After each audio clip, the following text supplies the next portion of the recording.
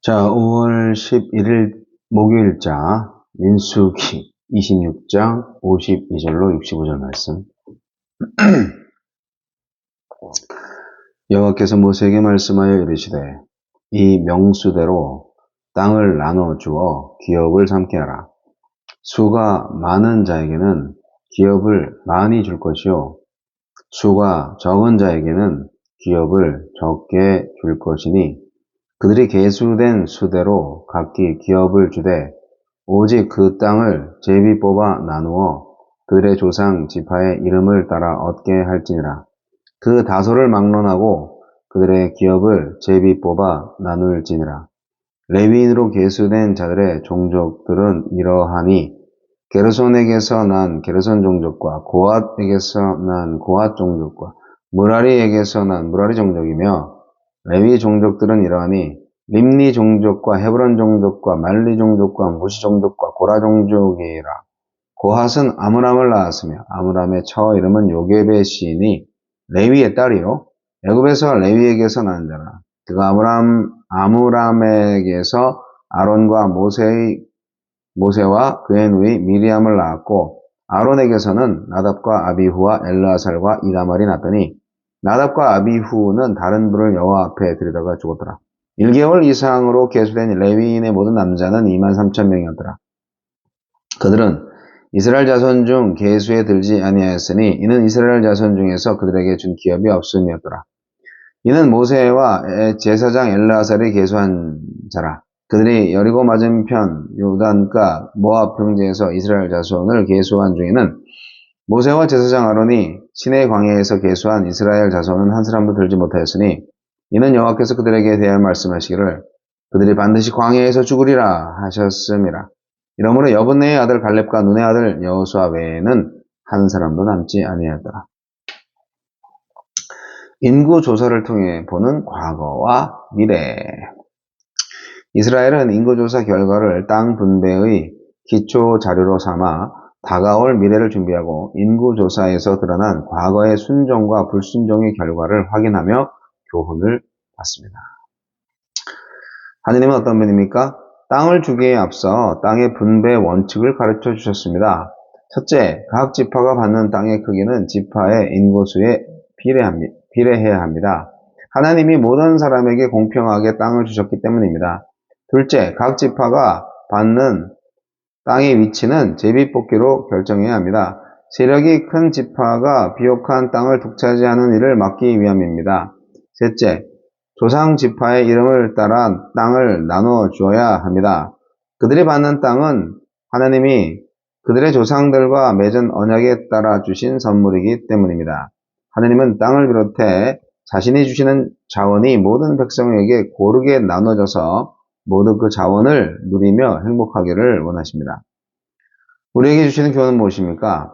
레위인은 땅 대신 하나님을 기업으로 받았습니다. 신명기 10장 9절, 민수기 18장 20절. 그들은 이스라엘 전역에 흩어져서 자기 땅 없이 하나님만 기업으로 삼고 살아야 했습니다. 레위인의 삶은 땅을 받은 백성에게 땅을 하나님으로 삼지 말고, 땅이 이제 기업을 말하는 겁니다. 기업이 땅입니다.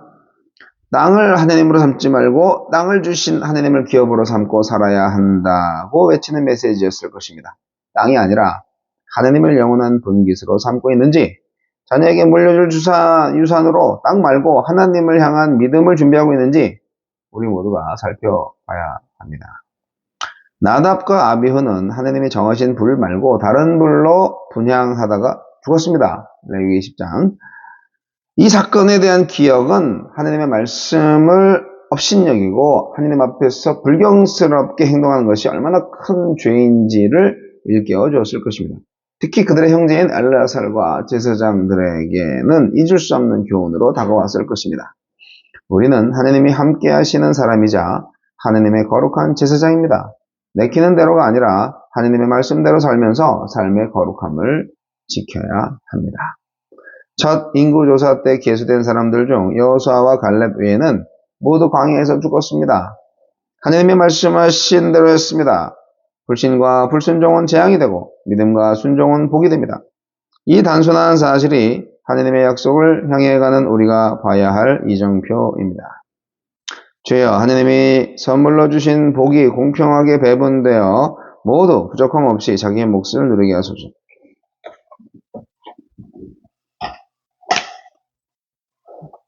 레위 지파까지 이제 인구조사를 마치게 되는 그 본문입니다. 레위인들은 땅을 기업으로 받지 못했습니다. 그래서 레위인들은요, 그 이스라엘 백성들이 제사를 안 지내면요 굶어 죽어요. 제사를 해야 제물을 들고 와서 그것을 이제 제사장과 레위인들이 이제 취하여 먹고 살게 되는 거죠.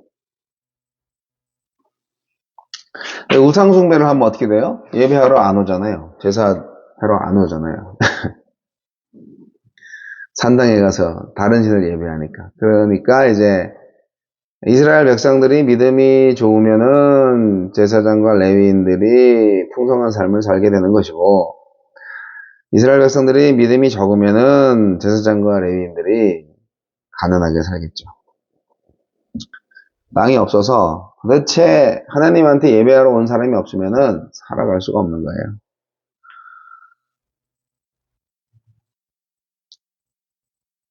제2인구조사에서 우리가 무엇을 볼 수 있습니까? 시므온 지파가 비약적으로 줄어든 것은 창세기 49장에서 야곱이 시므온과 레위인에 대해 예언한 것과 관련이 되어 있습니다. 두 지파는 결국 땅을 차지하지 못하게 될 텐데, 레위 지파는 출애굽기 32장 금송아지 사건 때 하나님께 헌신함으로 제사장을 도와서 성막에서 봉사할 수 있는 특권을 얻었습니다.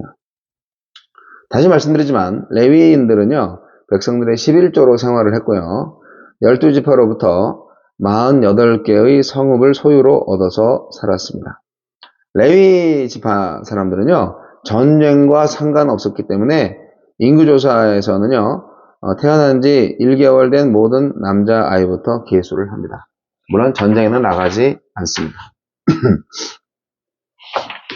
결국 이렇게 인구조사는 뭐냐? 한마디로 얘기해서 가나안 땅 정복을 기정사실화하는 하나님의 의지 표명입니다.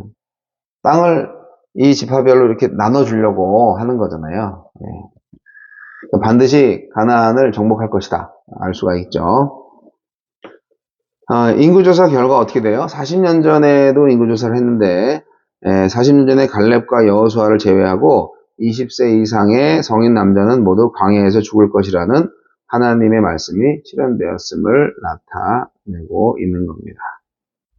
하나님의 말씀은 심판에서 실현되었으니 이제 가나안 땅을 주시겠다는 약속에서도 실현될 거라고 믿어야 하는 거죠. 네, 뭐 좀 무섭죠. 무서운 현실인데, 다른 한편으로는 그 희망을 가지는 거죠. 아, 진짜 가나안 땅을 주실 거구나. 그런 거죠. 새 시대의 새 믿음입니다. 하나님 뜻대로 분배되는 땅을 우리가 상상할 수가 있습니다. 가나안 땅에서의 각 지파의 위치는 제비뽑기로 결정하고요. 그 후에 지파의 크기에 따라서 분배가 되었어요. 강한 지파가 비옥한 땅을 더 넓게 가질 수 없게 하시려는 하나님의 조치입니다. 이것이 바로 하나님의 은혜의 선물로만 받는 하나님 나라의 특징을 가장 잘 표현하는 모습이에요. 죽음의 땅, 씨를 심을 수도 없고 거둘 수도 없는 그 땅, 광야죠. 그 광야에서 이스라엘 백성들이 40년 동안 살았잖아요. 이것만 해도 하나님의 기적이 아니겠어요? 그렇습니다. 가나안 땅 역시 하나님께서 은혜로 주신 거라는 거예요. 욕심부리고 힘센 지파가 더 넓은 땅, 좋은 땅을 차지하면 안 되는 거죠. 결국 이스라엘이 의지해야 하는 것은 땅 자체가 아니라 땅을 주신 하나님이어야 합니다. 저와 여러분이 집을 가지거나 뭐 땅을 사거나 뭐 좋은 학교에 들어가거나 좋은 직장에 들어가거나 뭐 그렇게 했을 때 우리가 무엇을 의지합니까? 네, 좋은 집을 의지합니까? 좋은 직장을 의지합니까? 좋은 학교를 의지합니까? 좋은 사람들을 의지합니까? 의지할 것은 오직 좋은 직장을 주시고, 좋은 집을 주시고, 좋은 땅을 주시고, 좋은 동료들을 주신 하나님만을 의지해야 하는 겁니다. 여러분, 복은 오직 믿음으로 얻어집니다. 모세와 아론마저도 가나안 땅에 들어가지 못한 걸 우리가 알죠. 갈렙과 여호수아를 제외하고 20세 이상의 남자들은 모두 요단강을 건너서 가나안 땅으로 들어가지 못했습니다. 아무도 들어가지 못했습니다. 가나안 땅 정복과 그 땅에서 누리는 축복을 결정하는 요인은 뭐냐? 하나님의 약속에 대한 인간의 믿음입니다. 선민이라는 사실 자체가 그들에게 보장해 줄 수 있는 건 아무것도 없습니다.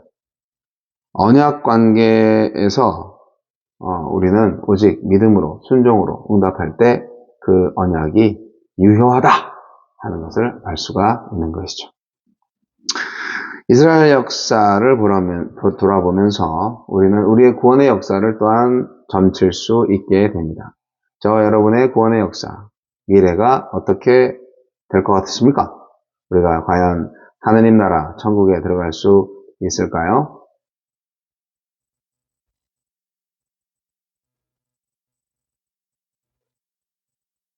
할렐루야.